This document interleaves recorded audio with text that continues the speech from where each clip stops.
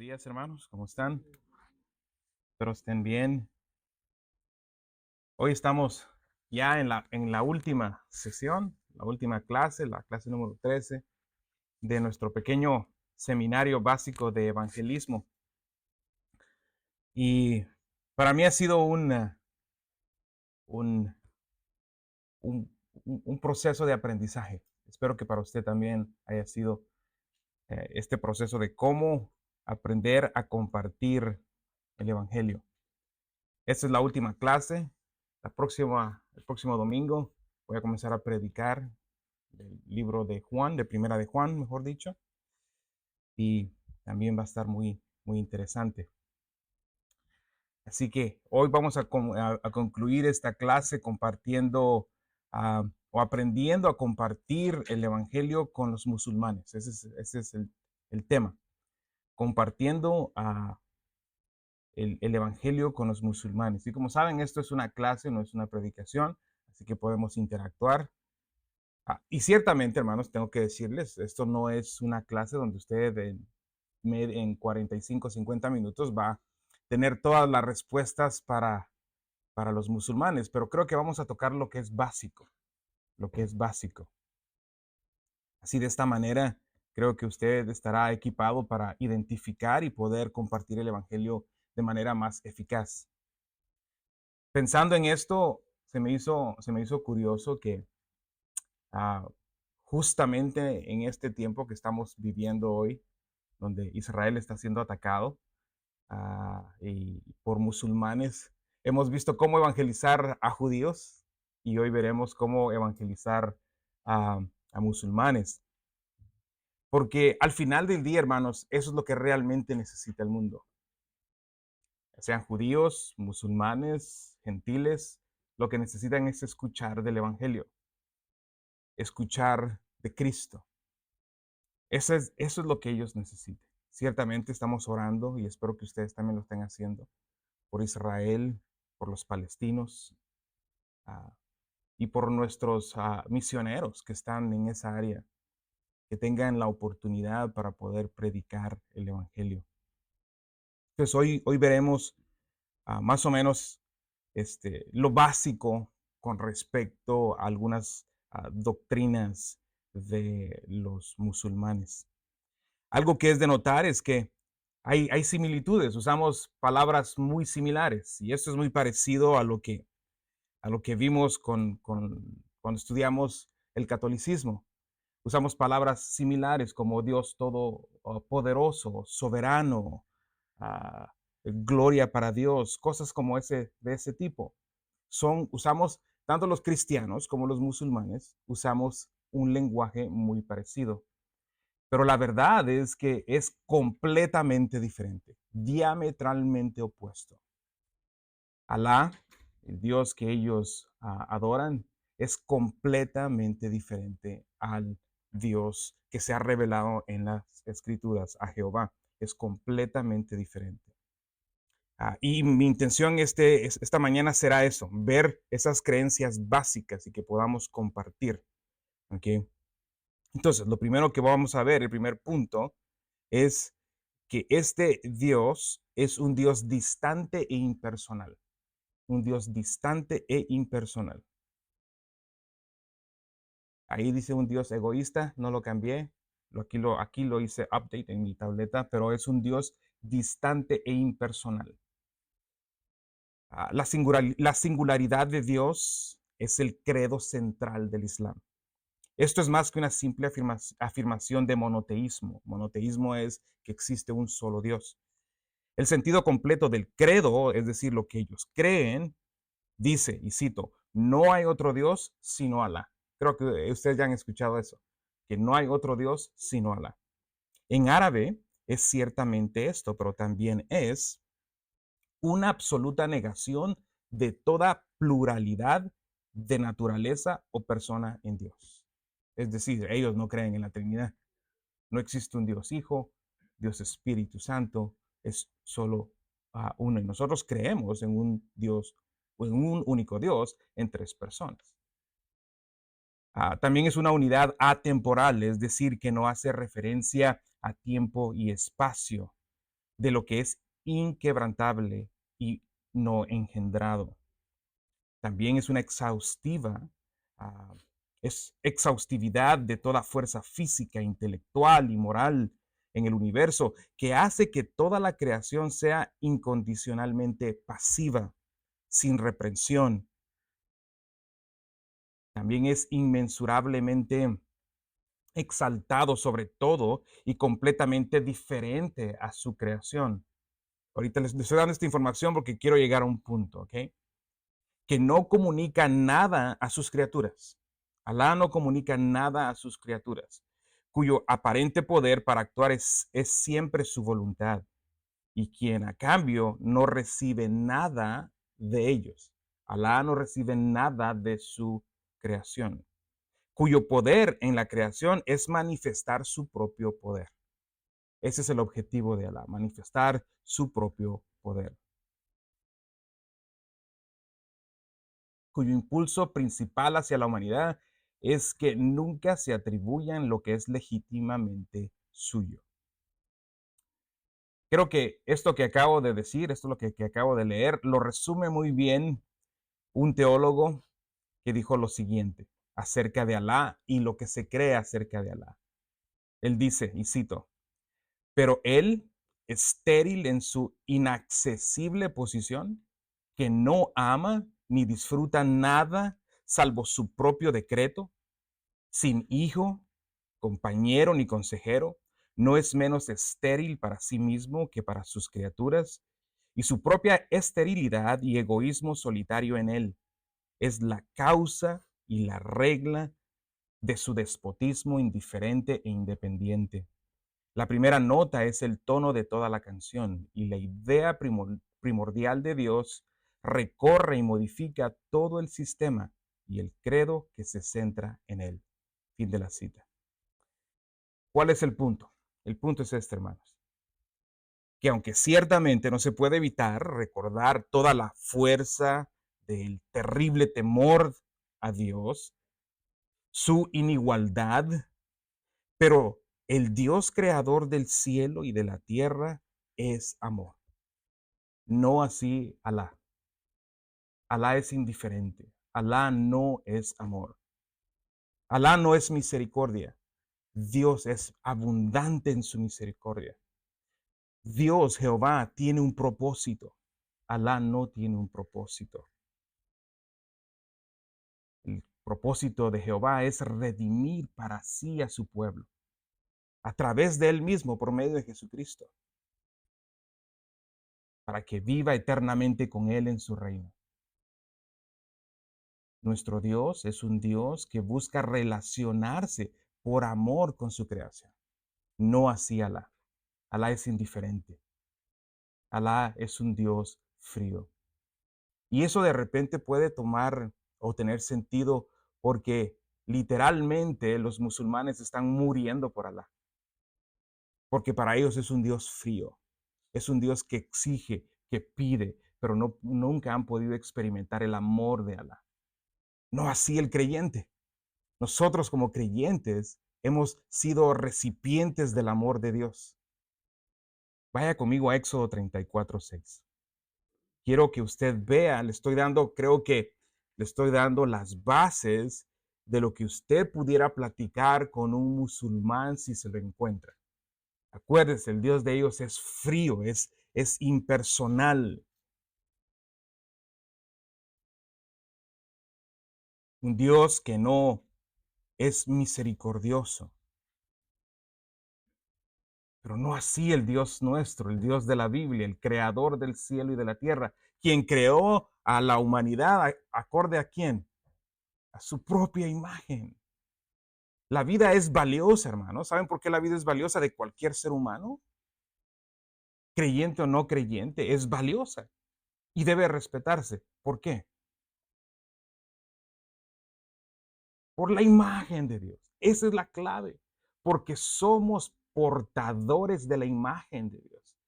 Esa es la razón que él da en Génesis 9, cuando dice que a cualquiera que mate a otra persona tendrá que ser también esta persona puesta a muerte. ¿Por qué? porque es portador de la imagen de Dios.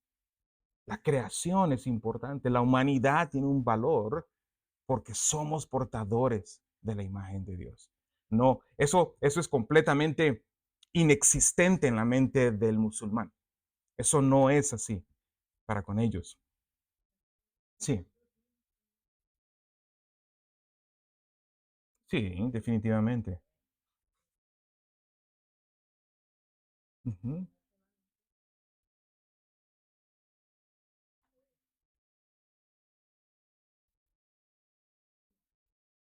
Claro, claro que sí. So, vean ahí conmigo en Éxodo 34:6. 34:6. Creo que este pasaje es muy bueno porque demuestra quién es Dios. Dice, entonces pasó el Señor por delante de él y proclamó, el Señor, el Señor, Dios compasivo y clemente, lento para la ira y abundante en misericordia y verdad.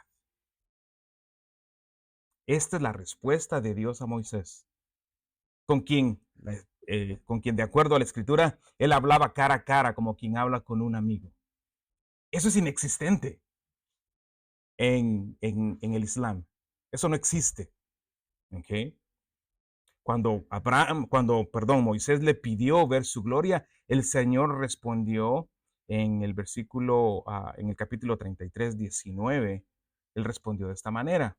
Y el Señor respondió, yo haré pasar toda mi bondad delante de ti y proclamaré el nombre del Señor delante de ti. Tendré misericordia del que tendré misericordia y tendré compasión de quien tendré compasión.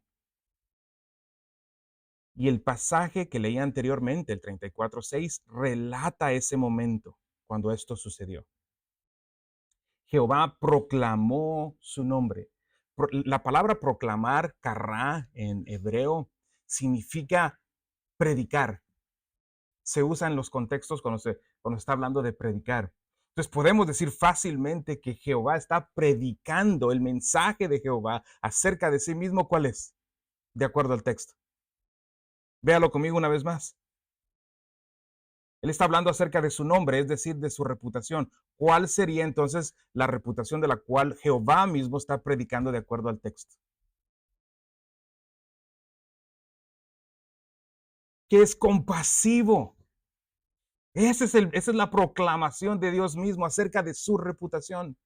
Él es compasivo, clemente, lento para la ira y abundante en misericordia y verdad. Ese es nuestro Dios. Esta idea, hermanos, es inexistente en el Islam. Por eso lo estoy apuntando. Es inexistente. ¿Ok? Entonces, este es un buen punto para hablar con un musulmán, porque ellos no tienen conocimiento de esto. Nota aparte, ¿no le da gracias usted a Dios por esto? Ciertamente hablamos del temor al Señor y debemos temerle al Señor. Temor es reverencia, pero también es temor, ciertamente, ciertamente. Pero vea la compasión, la proclamación de Dios mismo, su predicación acerca de su reputación es que Él es compasivo y clemente, lento para la ira, abundante en misericordia. ¿Okay? Entonces, ahí está un punto de diferencia entre el Islam y el cristianismo, el Dios Alá y Jehová. ¿Okay? Jehová es misericordioso, Él es amigo de pecadores arrepentidos. Un Dios que ama a los suyos y nosotros le amamos a Él. Hay amor, hermanos. Ciertamente usted nos escucha predicar con firmeza en contra del pecado, en contra del pecador, nos escuchará y me ha escuchado a mí ciertamente hablar de esta manera y hablar de que Dios odia al pecador, porque es cierto, de acuerdo a Salmos 5:5, es cierto. Pero también debemos de saber que Dios es un Dios que ama y nosotros le amamos a Él. ¿Por qué? Porque Él nos amó primero. Si ve eso, eso es inexistente para el Islam. Primera de Juan 4:10 dice, en esto consiste el amor, no en que nosotros hayamos amado a Dios, sino que Él nos amó a nosotros y envió a su Hijo como propiciación por nuestros pecados. Propiciación es para cubrir, por nuestros pecados. Esto es inexistente, hermanos. Esto es inexistente en el Islam. Preguntas, comentarios. ¿Alguien ha alguna vez platicado con algún musulmán? No, ninguno. ¿Tú sí? A ver, cuéntanos un poquito. ¿Fuiste echar gas a la 7-Eleven? No.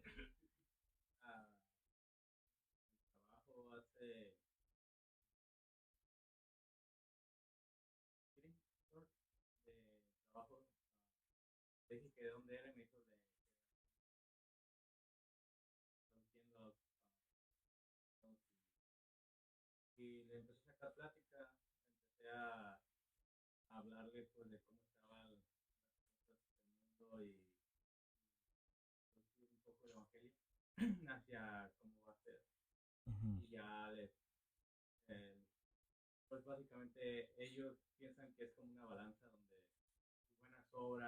Sí.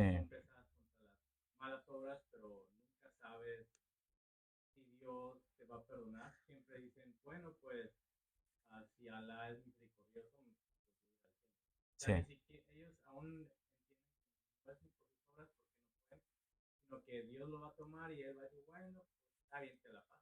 Ujú, ujú,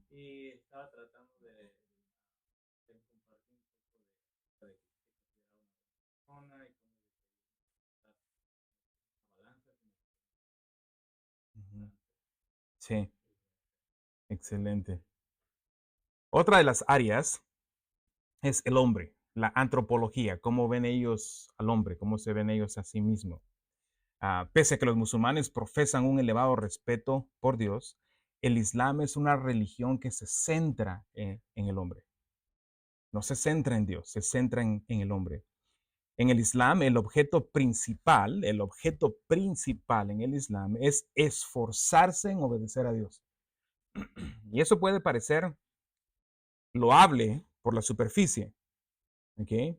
Pero ese es el objetivo principal de ellos, es esforzarse a Dios. Y alguien puede decir, eso es muy parecido a lo que nosotros hacemos. No es parecido a lo que nosotros hacemos. Ahorita se lo voy a explicar. Ellos lo hacen por una mera obligación, por una mera obligación. Piense por un momento esto. ¿Cómo alguien puede obedecer a Dios sin ser regenerado? Es imposible.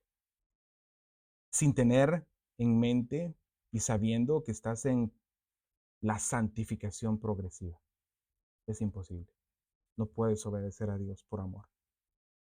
No puedes obedecer a Dios sabiendo que este es un proceso que estás aprendiendo a obedecer a Dios sin tener en mente la glorificación, sin tener en mente que un día vas a poder amarle y obedecerle de manera perfecta. Es, es imposible. Ellos lo hacen de mera obligación.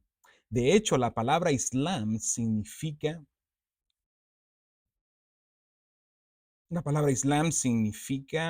sumisión. Sumisión significa. Y la gran mayoría de los escritos islámicos se refieren a leyes, lo que está permitido y lo que no está permitido. Y podrás decir también ahí, bueno, eso se parece a la Biblia, las leyes, la Torá, ¿verdad? Leyes. Pero debes de saber que Torá también se puede traducir como instrucción, no solo leyes, sino instrucción. Es decir, Dios, ciertamente Jehová, nos da leyes, ¿correcto? Pero también nos da instrucción, como lo hace un padre. Eso es inexistente en el Islam. Para ellos es solo leyes. No hagas esto, no hagas esto, no hagas lo otro. ¿Okay? No hay una relación. Vea la diferencia. Para el cristiano verdadero, el fin de su existencia es muy diferente. Como bien lo articuló el Catecismo Mayor de Westminster. Y cito, esta es la pregunta que hace el Catecismo de Westminster. ¿Cuál es el fin principal y más alto de la existencia del hombre? ¿Alguien sabe la respuesta?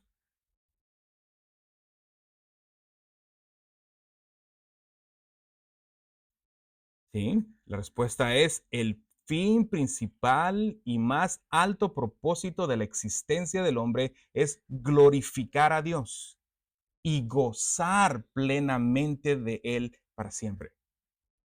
Esto es inexistente en el Islam. No puedes gozar a Allah. Eso ese lenguaje es inexistente, no existe, pero lo es para el creyente. Y aquí lo voy a probar. Primero voy a probar que la existencia del hombre, número uno, es para darle gloria a Dios, para glorificar a Dios. Salmo 86, 9 dice, todas las naciones que tú has hecho vendrán y adorarán delante de ti, Señor, y glorificarán tu nombre. Romanos 11:36, porque de Él, por Él y para Él son todas las cosas. A Él sea la gloria para siempre. Amén. Primera de Corintios 6:20, porque han sido comprados por un precio. Por tanto, glorifiquen a Dios en su cuerpo y en su espíritu, los cuales son de Dios. Primera de Corintios 10:31. Entonces, ya sea que coman, que beban o que hagan cualquier cosa, háganlo todo para la gloria de Dios. Ese es el propósito del creyente, glorificar a Dios y también gozar de la relación con Él, gozar plenamente de Él para siempre. Salmo 73, 24 al 28. Dice, con tu consejo me guiarás y después me recibirás en gloria.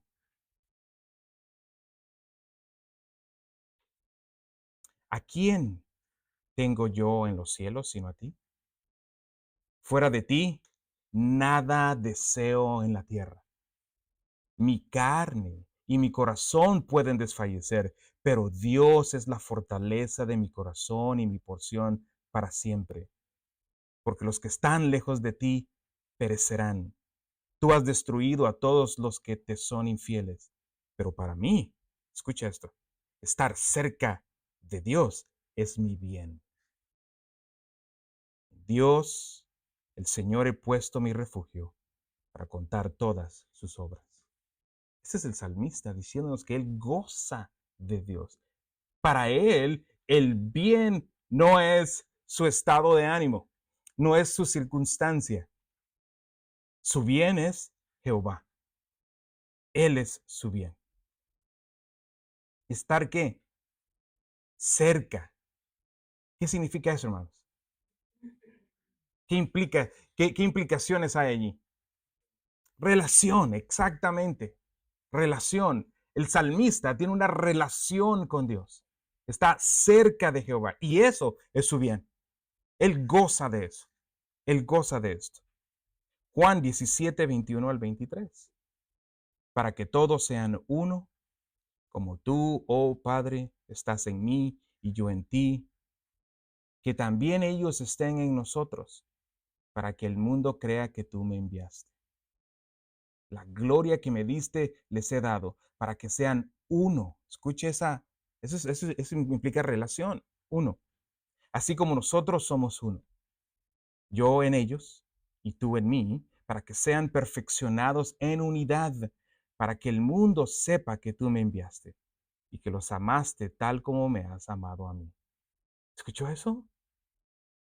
Dios el Padre ama a los creyentes de la misma manera que Dios el Padre ama a Cristo. Eso es relación, eso es unidad. Entonces podemos gozar de esa relación. Esto es inexistente para el Islam. ¿Okay? Los creyentes buscamos obedecer a Jehová no por una obligación legalista, sino más bien porque al hacerlo le glorificamos y disfrutamos de una relación de padre a hijos. Eso es lo que hacemos los creyentes. ¿Okay? Preguntas, comentarios. ¿Ven ustedes la diferencia? Es mi pregunta. ¿Ven ustedes la diferencia? ¿Cómo creen que esa diferencia puede si se sentaran con un musulmán, cómo pudiera esa diferencia impactar sus vidas. Realmente no lo sabemos a ciencia cierta, ¿no? Pero aquí es donde tenemos que confiar en el poder de la palabra de Dios. Su trabajo y el mío es que compartir quién es Él, compartir quién es Dios, hablarles acerca de la misericordia de Dios. ¿Ok? ¿Ok? El siguiente, el siguiente o la siguiente diferencia o doctrina sería el pecado. El pecado. El pecado es un concepto difícil acerca del cual puedan los cristianos y los musulmanes hablar juntos de manera efectiva, debido a que nos referimos a cosas tan diferentes con esta palabra. Los eruditos islámicos debaten interminablemente la taxonomía. La taxonomía es la ciencia que estudia los taxes. No, estoy bromeando. No, es la ciencia que estudia o clasifica o ordena las cosas. En este caso, el pecado. En otras palabras, ellos están diciendo, debatiendo, los teólogos islámicos están debatiendo qué pecado es más grande todo el tiempo para ellos, ¿ok? ¿Cuáles son pequeños, cuáles son grandes? Por ejemplo, lo que Alá prohíbe es pecado. Lo que Él permite es correcto y legítimo. Los mandatos de Alá no están arraigados en su naturaleza, con lo cual no podemos relacionarnos. Tampoco están grabados en nuestra conciencia. De acuerdo a los musulmanes, o las leyes o la convicción de Dios con respecto al pecado no está grabada en nuestra conciencia. Un concepto para el cual el Corán no tiene equivalencia para eso, ya que de ninguna manera estamos hechos a la imagen de Dios, de acuerdo al Corán, no estamos hechos a la imagen. El pecado para ellos es mutable, ya que los mandatos de Alá han cambiado con el transcurso de la revelación coránica. Lo que antes era pecado no es pecado hoy y puede ser que no sea pecado en el futuro, si Alá lo permite. O sea que hay cambio, hay mutabilidad. ¿Eso se parece a nuestro Dios? No, ¿verdad? En lo absoluto. Nuestro Dios es inmutable, inmutable. Él no aprende nueva información. Parece que Alá sí, ¿no?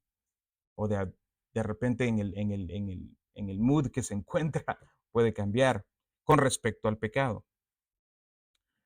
Por último, aunque los musulmanes están absolutamente de acuerdo en que, por un lado, el pecado crea un problema para el hombre y provoca la ira de Alá, por el otro, el pecado sigue siendo fundamentalmente hacerse daño a sí mismos. No es que ofendiste a Dios, es que ofendiste a otra persona, es que dañaste a otra persona. Eso se encuentra en un libro de ellos que se llama Sura, capítulo 6, versículo 1. Ya que el Dios del Islam se encuentra demasiado lejos y separado de nosotros como para estar directamente preocupado u ofendido por nuestra desobediencia. Al igual que a nosotros, no nos preocupa o afecta la vida como que una hormiga estuviera a miles de kilómetros de distancia. O sea, es indiferente. El pecado para el musulmán es yo estoy ocasionando un problema para alguien, primordialmente. ¿Lo es así para el creyente? Pregunto. ¿Por qué entonces el pecado para el creyente es tan ofensivo? Porque primordialmente hemos ofendido a Dios. Primordialmente hemos ofendido a Dios. ¿Okay? Ciertamente para ellos no existe la depravación total. Ellos de alguna manera, en su manera de pensar, piensan que todavía hay bondad en el hombre, de alguna manera. El pecado no lo vemos de la misma manera. El siguiente punto es la salvación. La salvación. La idea musulmana de la salvación difiere en gran manera de nuestra comprensión bíblica del término. Cuando los teólogos musulmanes hablan acerca de lo que Alá nos da, lo que los escritos llamarían la salvación, Ellos se refieren a falah, es decir, éxito, bendición o simplemente una recompensa. Para obtener la recompensa de Alá, el enfoque principal del Islam es la obediencia para andar en el camino recto de justicia indicado en el Corán. Un camino de obras también conocido como los 5 pilares del Islam. Es decir, vas a tener éxito o bendición si haces estas 5 cosas. Aquí están. La primera, Shahada, es la confesión de que uno debe repetir 3 veces para convertirse en musulmán. ¿Okay? La segunda, Salat, u oraciones, ritual de oraciones realizadas 5 veces al día frente a la Meca. Tercera es el ayuno durante el Ramadán. Estas horas de ayuno están destinadas a causar que los musulmanes se identifiquen con los pobres y necesitados. Cuarta, zakat, o la ofrenda de limosnas a los pobres. Y la quinta, hajj, o el peregrinaje a la Meca, que debe hacerse al menos una vez en la vida. Si haces esas 5 cosas, vas a tener el favor de Dios y te va a dar bendición o éxito en la vida. Eso sería lo más cercano a la salvación. Cuando Javier estaba mencionando su experiencia con el Islam, confirma lo que estoy leyendo. La salvación para ellos o el éxito sería por obras. Es obras. Ciertamente lo han dicho muchos predicadores y teólogos, solo hay 2 religiones. En toda la humanidad solo existen 2 religiones, literalmente. Hay muchas denominaciones, pero realmente solo hay 2. La religión por obras y la religión por gracia. El cristianismo es la religión por gracia, por fe. El resto de las religiones tú tienes que hacer algo, de alguna manera, en diferentes maneras, en diferentes formas, pero es lo mismo. Tienes que hacer algo. Ese es el común denominador. Ese es el común denominador, exactamente. Entonces creo que podemos identificar, hermanos, que si tenemos una conversación con un musulmán, es cierto, estamos dándoles un poquito de las doctrinas, ¿no? Para que ustedes tengan una idea, pero no se sienta intimidado porque no conoce toda la doctrina de ellos. Usted conoce lo básico. Ellos quieren ser salvos por obras. Y usted sabe que eso es imposible. Usted tiene el Evangelio. Presénteles el Evangelio. Presénteles el Evangelio. Los musulmanes creen que en el día del juicio, Alá pesará, creo que leíste mis notas. Ah, Alá pesará nuestros pecados y nuestras buenas obras en la balanza de la justicia. Escuchará la intercesión de su profeta Mahoma y luego hará su propio juicio arbitrario e inescrutable. Y va a decir, bueno, sí o no. ¿Lo mando al cielo o lo mando al infierno? Millones de seguidores del Islam en todo el mundo practican estas obras y esperan que sea suficiente. ¿Qué diferencia con el cristianismo, no? Completamente. ¿Usted está esperando que la obra de Cristo sea suficiente? Es suficiente. ¿Sí ve la gran diferencia? Es completamente suficiente. Espero que ninguno de ustedes esté como profesantes creyentes y, ay, no sé si voy a ser salvo. No, eso es lo que hacen aquellos que están tratando de esforzarse por ser salvos por sus obras. Esa preocupación está en sus corazones, no el creyente. El creyente es explícito en la Biblia. El Señor, nuestra salvación es segura, es un hecho. A los que predestinó, vayamos a Romanos 8. Vayamos a Romanos 8. Quiero que vea la diferencia, porque incluso usted puede utilizar esto para con ellos.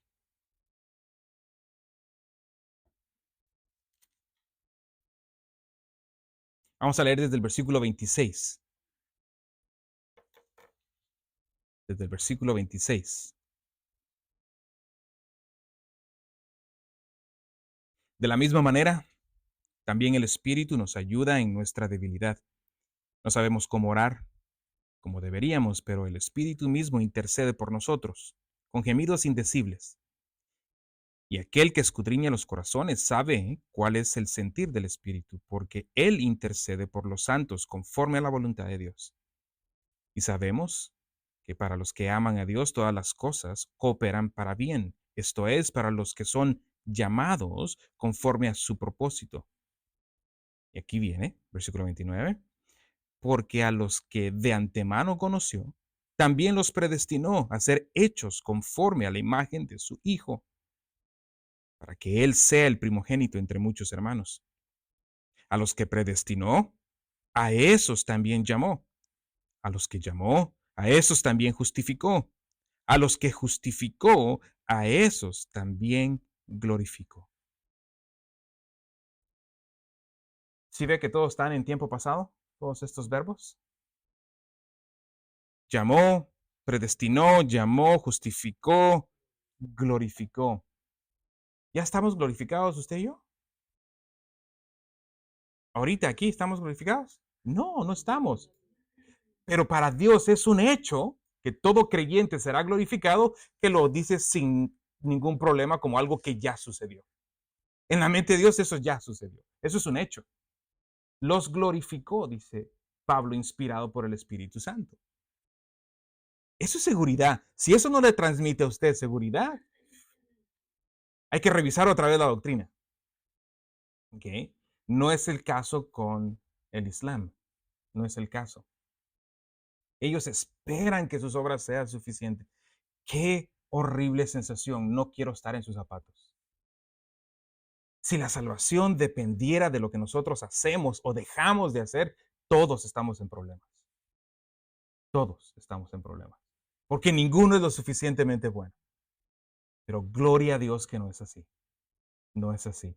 Nuestra salvación, nuestra justificación, la obra redentora no descansa en lo que nosotros podamos hacer, sino descansa en lo que Cristo hizo, lo cual fue eficaz, suficiente, una vez y para siempre.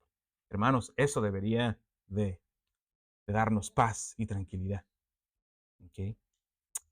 Y esto puede traer paz y tranquilidad a un musulmán. Si usted habla con él o con ella, puede compartir esto, lo cual es inexistente para ellos. ¿Ok? Ok. Preguntas. Sí, hermano. Comentarios.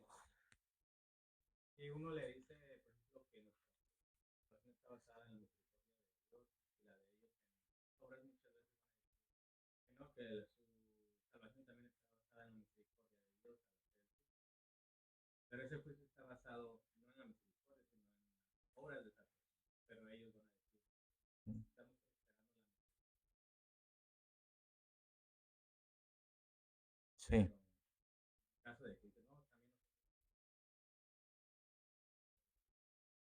sí, sí, pero no, no es así. Porque si eso fuera así, no estarían esforzando. Ellos literalmente están muriendo por Alá. Ellos se vuelan en pedazos.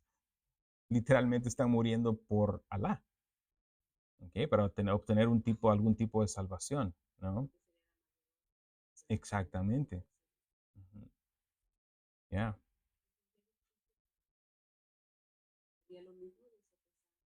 Sí, es lo mismo.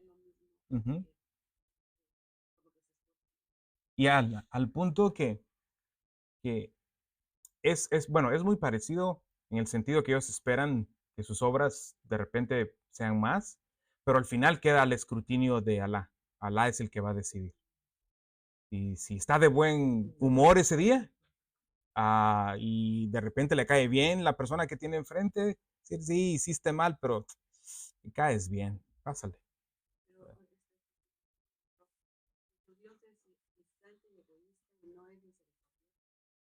Ujú. Es, es lo que nosotros vemos de afuera, ¿verdad? Es lo que nosotros vemos de afuera a la luz de las escrituras, porque nosotros entendemos que es misericordia. Les pregunto, ¿ustedes han recibido lo que merecen? ¿Quieren recibir lo que merecen? Yo no quiero recibir lo que merezco. No. y no he recibido lo que merezco, y eso es misericordia. Y eso es, nuestro Dios es abundante en misericordia. Cuando pensamos quién es Dios en su santidad, Él es santo, santo, santo. Es la manera superlativa de describir quién es Dios. Y que nuestro pecado contra Él es ofensivo. Cuando meditamos en cuán santo es Dios y nuestro pecado le ha ofendido a Él, deberíamos de ser castigados. Ah, Voy a dar una ilustración que tal vez he dado, no es mía, la he escuchado por ahí, pero creo que ayuda mucho para pensar en la santidad de Dios. Por ejemplo, imagínese esto, usted se acerca a un carro. Voy a dar una marca, no sé si el suyo es de esa marca, nada personal, ¿ok? Es un Honda, hermano. Es un, es un Honda 88, año 88, y está todo viejito, ¿no? Y pasa usted y le hace una rayita al carro, una rayita más al tigre, ya no se nota, ¿no? Ah, bueno, el dueño de ese carro va a estar molesto con usted, ¿no? Ahora, el mismo ejemplo, usted va al dealer de la Mercedes-Benz y está en el showroom floor, está el flagship, el carrazo que cuesta $150,000, y usted va y le hace la misma rayita a ese carro, ¿dónde estaría en más problemas? Es la misma rayita, es la misma actitud, es la misma acción. ¿Cuál cree que le traería mayores consecuencias? ¿Rayar el carrito, el Hondita 88 o el 2024 flagship del Mercedes? Obvio, ¿eh? El Mercedes. Bueno, cuando nosotros entendemos la gloria de Dios, es el Mercedes, por así decirlo, lo que hemos estado, nuestra rayita, nuestra mentirita blanca, es esa rayita. Estás en problemas porque es de gran valor, es de gran valor. Okay. Entonces, cuando conoces la gloria de Dios, la santidad de Dios, y has mentido y has lo que llamamos una mentirita blanca, sabes que has ofendido en abundancia. Es justo que Dios te envíe al infierno por la eternidad por esa mentira blanca, porque Él es santo, santo, santo. Y cuando Él no hace eso y recibes misericordia, wow, eso cambia la perspectiva. Eso es misericordia. ¿Ok? Es como que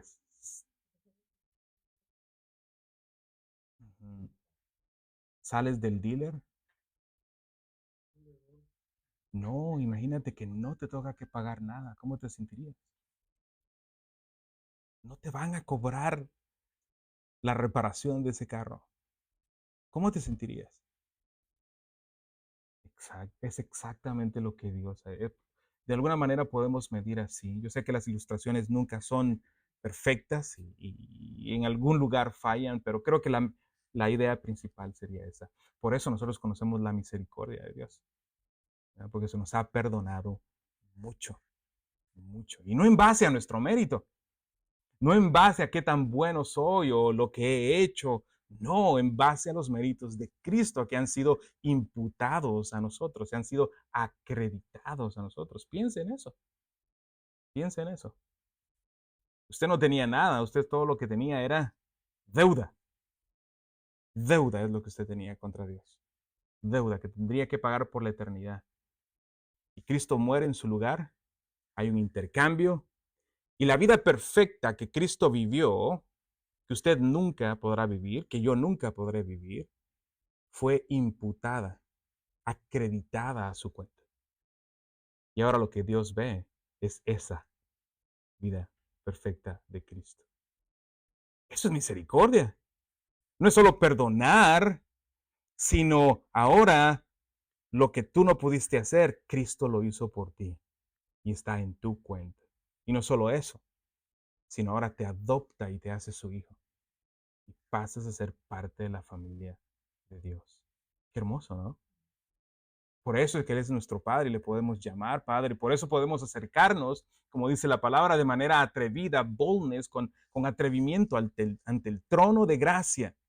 Por eso mismo, porque no es en base a tu mérito, es en base a lo que Cristo hizo.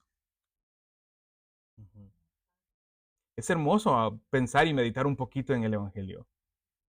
Es hermoso, eso es el Evangelio. Eso es lo que tenemos que comunicar. Eso es lo que tenemos que comunicar. Si yo tuviera la oportunidad y nunca la he tenido de hablar con un musulmán, creo que me enfocaría en ellos están tratando de ganarse el cielo. Me enfocaría en mostrarle que es imposible hacerlo. Me enfocaría y tiene que tener cuidado, ¿ok? Algunos consejos. No vaya a burlarse del Corán, ni vaya a burlarse de Alá, ¿ok? No lo haga. Um, porque eso no le va a ayudar. Eso de repente puede cerrar las puertas, ¿ok? Uh, pero sea firme en lo que está hablando con respecto a la palabra de Dios. Tiene que ser firme, tiene que ser claro. No vaya a comprometer la palabra de Dios. Sea firme, pero sí tenga cuidado con esas cosas. Okay. Ladies first. Wow, buena pregunta. No tengo idea.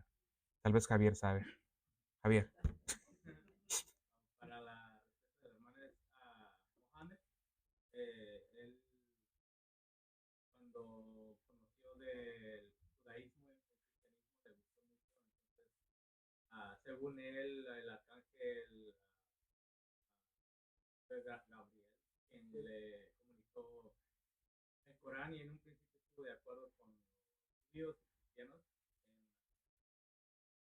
pero cuando ellos lo rechazaron como un falso profeta se mudó a Medina y ahí fue cuando como que le por los judaísmos Mm, y fue cuando empezó a cambiar, incluso en teología en un principio es un poco más amor, Dios es amor y esto otro, y ya más después es como, no, estos son unos infieles. infieles y tenemos que uh, convertir, hay tres, o se convierten o pagaban un impuesto o los mataban.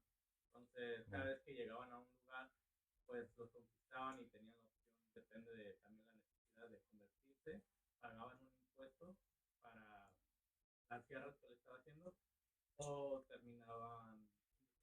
Mm, Ajá. Algo que iba a gracias, decir es, hermano. algo que iba a decir es que también no nada más basan en el Corán, sino la mayoría de los seguimientos que hacen también es acerca de otras personas que escribieron acerca de la vida de Mohammed. También tienen Yeah. como donde Mm, yeah. y lo que iba a decir yo era de algo que les cuesta es acerca de Jesús como a Dios, ¿no? Entonces algo que yo siempre les pregunto, okay, entonces ¿acaso hay algo imposible para Dios? No me está diciendo que Dios no es ser humano y a veces dicen, sí, pero ¿por qué lo haría? Y él no lo por amor. Ujú. Que es algo que les cuesta entender. Sí, o sea, Les cuesta entender el concepto de amor. Ujú. Yeah. Sí, no, tenemos una tarea grande para con ellos. Bueno, de hecho, creo que para con cualquier ser humano.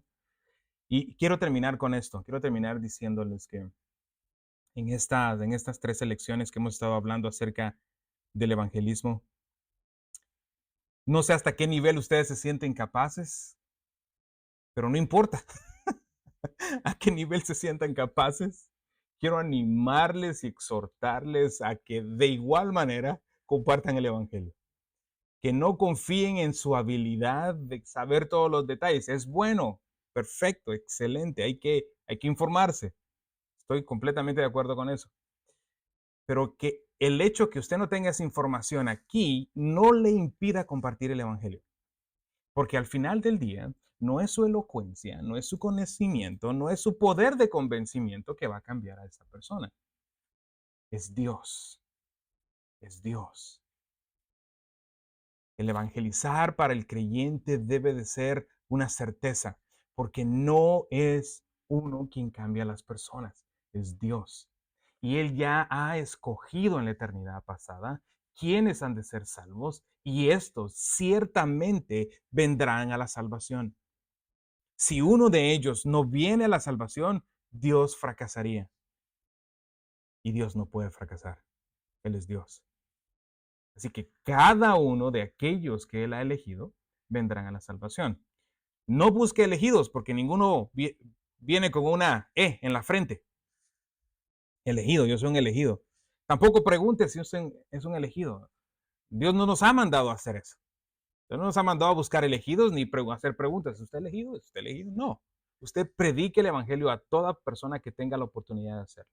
Y llámelos al arrepentimiento. Llámelos a que hagan una decisión. De hecho, van a hacer una decisión. Rechazar a Cristo o aceptar a Cristo. ¿Ok? Ok, perfecto, hermanos. Con esto terminamos nuestra clase de evangelismo y estoy súper emocionado por el próximo domingo. Voy a comenzar a predicar de Primera de Juan. Venga preparado. Ah, creo que Dios a todos nos va a partir por la mitad y nos va a examinar su palabra. El doctor Steve Lawson dice que uno puede leer cualquier libro, pero cuando lees la Biblia te lee a ti. Y es cierto. Y eso es lo que vamos a hacer el próximo domingo, si Dios lo permite.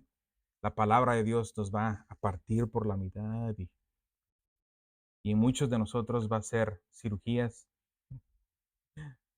y va a quitar cosas que están allí, que tienen que ser quitadas. Todos, hermanos, todos, sin excepción, estamos en ese proceso. Y es a través de la palabra de Dios que Dios obra la santificación en los creyentes. Fue lo que pidió Jesús en la oración sumo sacerdotal de Juan 17. Santifícalos con tu verdad. Tu palabra es verdad. Oremos. Señor, te damos gracias, Padre, por esta oportunidad que nos has dado de poder, por 3 elecciones, más de 3 meses, haber escudriñado, preguntado, interactuado con respecto al evangelismo. Señor, esta es una de las razones por la cual la iglesia existe. La iglesia existe para adorarte, para santificar a los santos y para predicar el evangelio.